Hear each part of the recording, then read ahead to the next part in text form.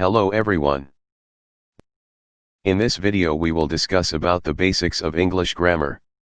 English language is the language as well as the culture of West world, like America, UK etc. In order to study a language completely, we must learn its grammar. So, actually, the English language starts with a letter letter. A symbol that represents a specific sound in its written form. For example, letter A, letter B or letter C are specific shapes representing a specific sound. After letters, the point comes to the alphabet, alphabet. The set of letters arranged in a fixed order. In English language the order from A to Z compiles alphabets. These alphabets are A B C D E F G H I J K L M N O P Q R S T U V W X Y Z. After this, when we combine the alphabets, we get words words.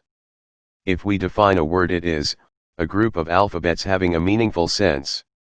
Examples are, on combining SLAVE we get slave or PROTEIN gives protein or SCHOOL gives school. I hope you are understanding the concepts goodly. Now, on combining words we get either phrase or sentences. A phrase is a group of words with not a complete meaning.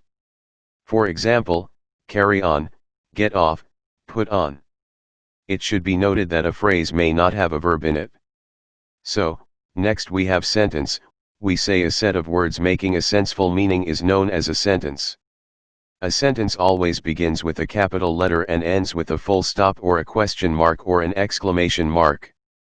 Let's see some examples of the sentences. Like, my name is Yasir Kermani. God bless villages.